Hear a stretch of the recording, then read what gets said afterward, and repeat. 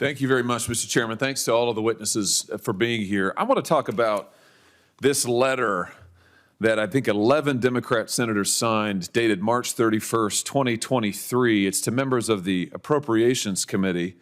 I'm just looking here at the signatories. It includes quite a number of members of this committee, as well as others. This is a very interesting letter to me, and I just want to look a little bit at some of the language and what these senators are asking for. They say that Congress ought to impose a code on the Supreme Court. They say Congress has broad authority to compel the Supreme Court to institute reforms. Compel. And then they go on and say Congress's appropriations power is one tool for achieving these changes. Compel. Now, we're going to compel the court. We're going to use the appropriations power. How to do it? Well, they're very specific. Congress should withhold appropriations. Withhold appropriations. And then they go on to say nothing stops Congress from treating the judiciary any differently than any other entity of government when faced with judicial recalcitrance. So here we have judicial recalcitrance. These darn judges won't do what we tell them to do, so we're going to compel them to do what we want, and we're going to use the appropriations power. All right, what appropriations? Well, they ask for $10 million to be withheld. That's an interesting number to me. $10 million. $10 million. Why $10 million? Well, let's have a look at the Supreme Court's 2024 budget request. What do we see? Well, we see $4 million of requests for security funding from the CHIPS Act. $4 million. Then we see an additional $6 million of more security funding that the court is asking for. This is their 2024 budget request. The Supreme Court is asking for $4 million in security funding from one source and another $6 million over and above. 4 plus 6 equals 10. $10 million of security funding that the court is specifically asking for this year in their budget request. And that just happens to be, magically, the exact same number that my Democrat colleagues want to deny the Supreme Court unless they stop their judicial recalcitrance and submit to the compulsion of this body. So, in other words, the threat is we will deny you security unless you do what we want.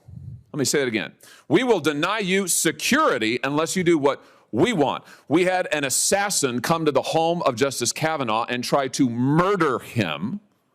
We have had credible threats on the lives of other justices.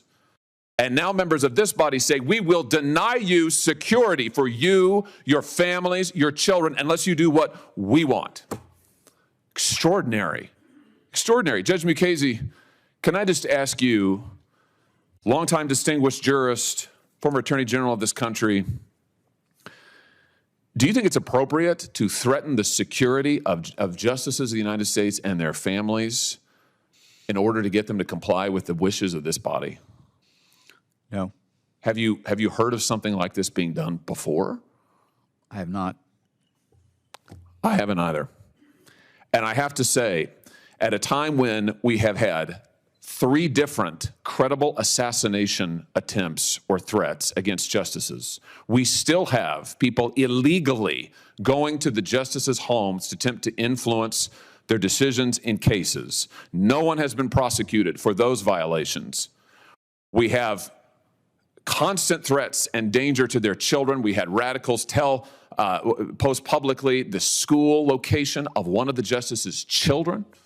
And in that context, to say that we will deny them millions of dollars in security funding unless they do what this body wants, I think is the height of irresponsibility. And frankly, I can't believe that I'm seeing it. I guess it's just of a piece with what we've seen from the majority leader, who said that, what was it? Schumer, he said Kavanaugh and Gorsuch, that you will reap the whirlwind. Well, I guess we're reaping the whirlwind now, that they're just on their own unless this judicial recalcitrance stops. I hope that we don't have to see another assassination attempt. I hope we don't have to have a justice actually killed before this body will take judicial security seriously and stop its attempts to coerce an independent branch of government. Thank you, Mr. Chairman. Since the assertion has been stated and repeated here, I want to make it clear that was the Democrats who led the charge to pass the Daniel Anderl Judicial Security and Privacy Act last Congress after the taking of the life of Judge Esther Salas' son at their home. That bill was held up on the Senate floor for nearly 1 year by a Republican senator, unfortunately. The cause of security for our members of the judiciary is bipartisan. Senator Padilla. Thank you, Mr. Chair.